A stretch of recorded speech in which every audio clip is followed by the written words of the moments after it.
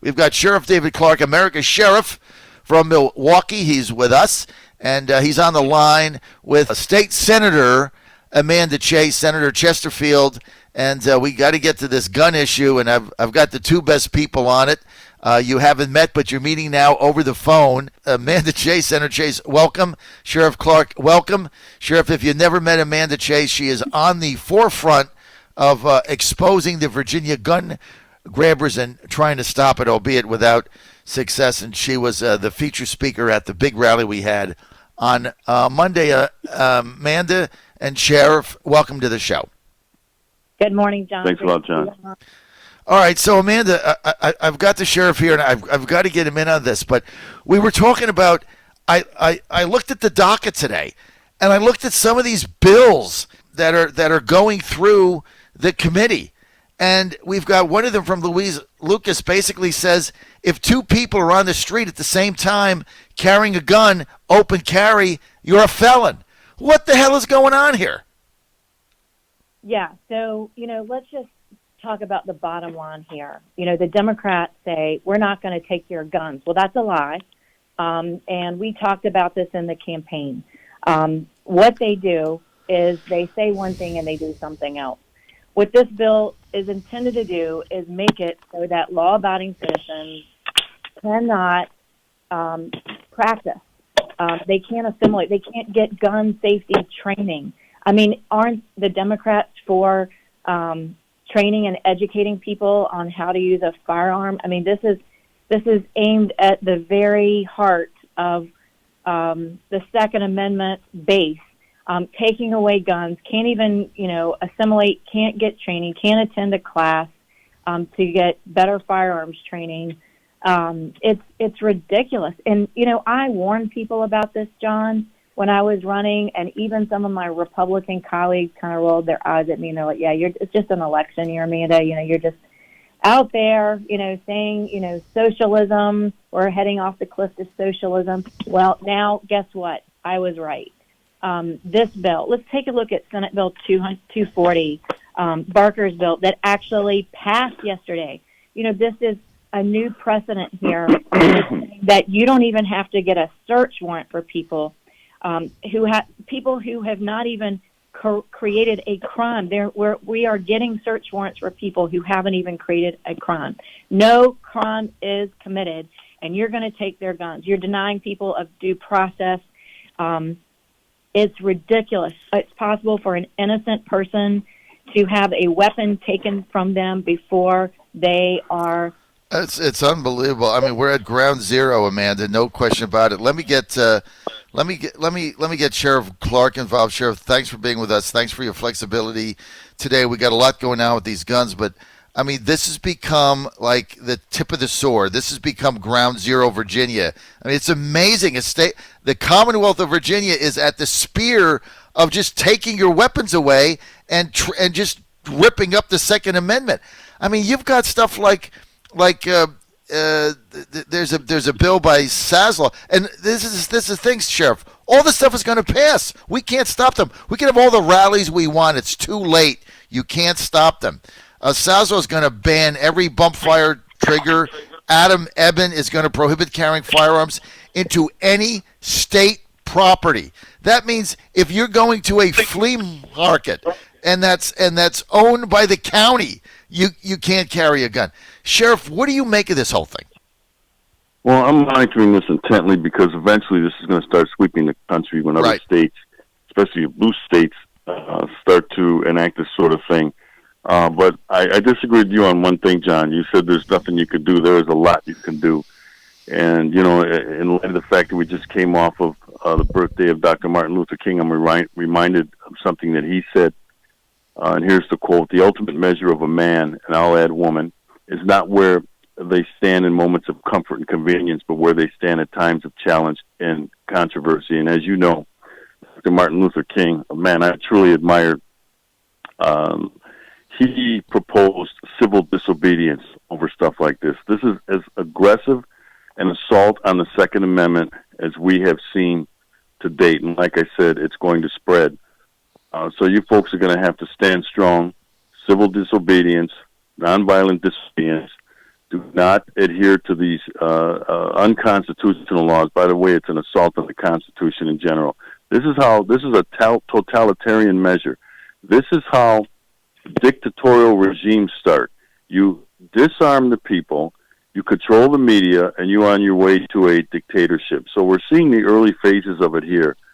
But I'll tell you what, I was encouraged by what I was seeing and what I read about in the post events of the Monday rally. 20 to 22,000 people, that's significant, showed up to voice this is our government, damn it. And we have the right under the First Amendment to assemble, to peaceably assemble, to address the government with our grievances, and that's what was happening there. I don't think the left was prepared for it. I was really laughing when I was reading some of the lying liberal media news headlines on Tuesday. They almost seemed disappointed that there was no trouble. I heard one arrest, and it was for someone who had their face covered. I'll tell you right now, that was a lefty. That's one of the tactics that they use. They're afraid to show their faces. The 22,000 patriots, constitutionalists, we don't have to cover our face. I want my face seen. I want my voice heard when I'm opposing what the government is about to do to us. Well, you know what, Sheriff? Just want to correct one thing. The mainstream media lied and said there were 22,000. You know, that was what they captured just in the Square area. But VCDL, the Virginia Citizens Defense League, and the NRA that did aerial shots of everybody there, their estimate was 52,000. So they lied about the number of people there again, because that's what they do, is lie. But let's get back here to Senator Amanda Chase from Chesterfield, Republican. So, Amanda, let me ask you this. I mean, you read this stuff that VCDL puts out today. By the way, if you've not signed up for their daily update, go to vcdl.org, become a member, $25. You're going to get their daily update. And they put in red all the crazy stuff going down. And you just read this stuff, and, I mean, there's no one in the Senate or the House that is going to stop. Every one of these bills, Amanda, is going to pass. We can do nothing to stop any of it. You start reading these, like here's one. Louise Lucas wants daycare and religious preschool. They want them to ban possession of guns. So if I decide to send my child to my church preschool or my Jewish temple preschool, no one in there can have a gun. So now my child is a sitting duck. I mean, this is private daycare. I mean, what the hell is going on here, Amanda? So let's just talk about that. So today in Senate Committee on Judiciary, which is half an hour after adjournment, so it'll be later this afternoon, we have 27-plus bills in the courts, and I call it the Courts Committee, Judiciary Committee. I have several bills in there that say outlawing gun-free zones, and I say this: if you create a gun-free zone, you're going to pay for it. You're also going to pay for armed security, because you can't take away people's ability to protect themselves and then not provide some type of security for them. That's a recipe for disaster. You're making people helpless. You're making people helpless. You're not only saying, you know what, you can't carry your gun, you can't protect yourself, but now we're also going to say, you don't have any armed security. My bill says that whatever agency or group, if it's the state government, if it's whatever group or organization is saying you can't carry, they have to provide armed security at the very least. And they're going to be held financially liable if something happens. We're going to get rid of some of the sovereign immunity from these localities who want to restrict law-abiding citizens' ability to protect themselves. And they're going to, I hope to God, they think twice about it. Now, I know my legislation is going to be dead on arrival, but I also have a bill that's a message bill that says the governor should lose his security detail if he signs legitation that makes it so that law-abiding citizens can't protect themselves. See, that's what I like the best. That one should actually get debate. Look, first of all, neither of your bills have a Chinaman's chance of passing because you don't have the votes in the Senate. They're going to get all voted down. But I commend your effort for getting these out. Other than me, I hope somebody else in the media carries this. But here's what Amanda's done. She says if you're going to take away a right to defend ourselves in a public area, if a city, which this is also going to pass. So if I live in Chesapeake or if I live in Virginia Beach, Richmond, and the city council in Richmond says, okay, all this land, all these areas, you can't have a gun, and I go there and I'm unprotected and I get injured, then I have the right to sue the city at Richmond because they basically disarmed me and I can't protect myself. Or they have to provide ample security, which they don't have the budget to do. So I love that. But the other one I love, if Ralph Northam is going to sign a bill so we get disarmed and we're unprotected, why should he be protected? Yeah, give him a Nerf gun. I mean, if we can't protect ourselves, why does the governor get to protect himself? I mean, that's just an honest question, not tongue in cheek, that he should have to answer. I mean, if you're look, you've already passed all these bills, Governor, that says any public area that you're in, there's no guns. So if there's no guns, why do you need security? It's like you took the guns out of the Capitol. There were no police in the Capitol. Now you go to the Pocahontas building where the offices are. Now that you don't have any guns, there's 50 state police stationed in the hallways. I mean, if you take the guns away so we can be safe, why do we need 50 cops in the hallways, Sheriff Clarke? Do you see the irony of this, the hypocrisy of it? And what is the fiscal impact? You know, I'm looking at the amount of security that's now in our buildings, and I am so thankful to see these state police officers. I have 3 state police officers on my floor alone. But Amanda, my point is, before they banned guns from the legislative office and everybody went in there with a gun, there was one officer downstairs, right? Now they take your guns to say you, and I got to give Sheriff the final word. So Sheriff, they take your guns and they say you can't come to the Capitol with guns or the legislative offices to keep you safe, and then you go there the next day and there's 50 state troopers there. They're all great people. I think they should be out protecting people, you know, on the highways instead of wasting their time. But they went from 2 to 50. But if you take the guns away, we're supposed to be safer. Why do we need 50 state troopers? Can you answer that, Sheriff Clarke? Not reasonably, but first of all, Amanda, thank you for your service. Thank you for the fight.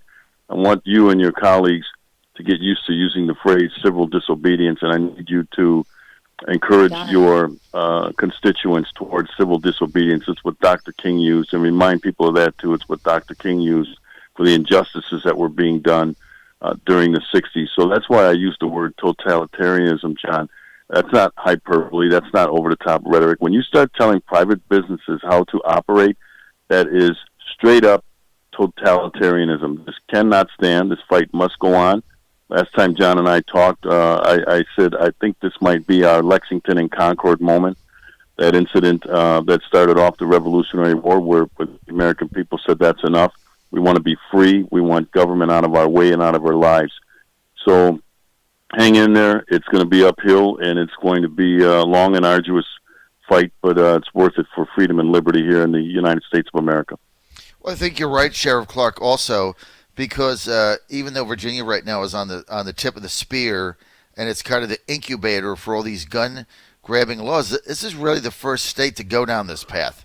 And so I think you're right. The left is looking at Virginia as a model, and they're saying, look, if Virginia can do it, right, which was at one time a red state not that long ago, a lot of Southern heritage here, a lot of gun owners, big rural areas, people, as part of their life. If they can do it in Virginia, we can do it anywhere. I think that's the gotta be the mantra that they have, the model. But what I'm saying is, we can't stop them. And I tell you what, Amanda, that rally that we did with 50,000 people, not 20,000, that should have been in October, right, where you could have mobilized voters. And my fear is that 2 years go by before any of these people come up again. Is anybody even going to remember it? That's my question, Amanda. We'll end with that. Well, I actually want to say this.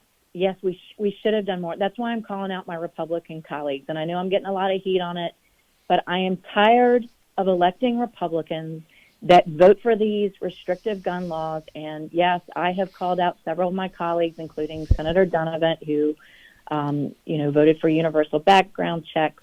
And I'm checking the votes this morning on the red flag law bill that we voted for, Senator Emmett Hanger voting for universal background checks. We need to hold these Republicans accountable, and that's not the culture of the Senate that's, considered, I'm going to get, but I want you to think about this. Sheriff, I appreciate you mentioning Martin Luther King. Did you know that whenever Martin Luther King applied for a concealed carry permit in 1956, he was getting a number of threats. He applied for a concealed carry permit and was denied. He was denied. And I just think it's so ironic that on Martin Luther King Day, Monday, when we had the biggest turnout in Virginia's history for VCDL rally and showing gun rights, of all people, Martin Luther King was denied the ability to protect himself, a law-abiding citizen, the ability to protect himself back in 1956. And we owe it to Dr. Martin Luther King, and we owe it to the citizens of the Commonwealth, civil disobedience to these laws that are un-American, they're unconstitutional. I've already started the recall of Governor Northam. It's happening. Everybody said, how are you going to do that? You can't do that. Well, just like we did COLAS, just like, a lot of people have told me, you can't do this, you can't do that. Well, with God's help, I've done it. I feel like God has brought me for such a time as this. I will lead the charge to protect our Second Amendment rights. I will not compromise. I will not back down. I will hold people accountable, especially Republicans who vote for these unconstitutional bills. I'd love to recall everybody that supports legislation that hurt law-abiding citizens. It is the criminals. They get their guns by stealing. I got to wrap, man. I got to wrap, Amanda Chase. I want to thank Senator Amanda Chase for being with us. I want to thank America's Sheriff, David Clarke. David, thank you for your flexibility today and getting engaged with Amanda. And Always. We got to get you to weigh in here as we go forward, Sheriff, because you need to come to Virginia. You need to come to Richmond, because this is, I'm telling you, it is ground zero. This is the genesis, the incubator, the test for Democrats basically to do this in state after state after state. So they can't do anything federally, so they're going to go with a state strategy whose eventual goal is to disarm people. But I want to again mention, when they disarmed us in the state capitol, they added 50 state troopers. I don't understand that. No one, Amanda or Sheriff or Sheriff, has explained that to me. It was supposed to keep us safer. Cops went from 1 to 50. Great people. I love them all. They're doing a super job. I'm just trying to understand the rationale, the logic behind that. Intimidation. It's intimidation. Thank you. Thank you, Sheriff. It's intimidation. Because now there's force that the government controls, great people, and we have no protection. That's the image they wanted to present. This thing is not haphazard, Amanda. They got this very well planned out, and we can't stop them. So we're going to have to figure it out before we become the guinea pig.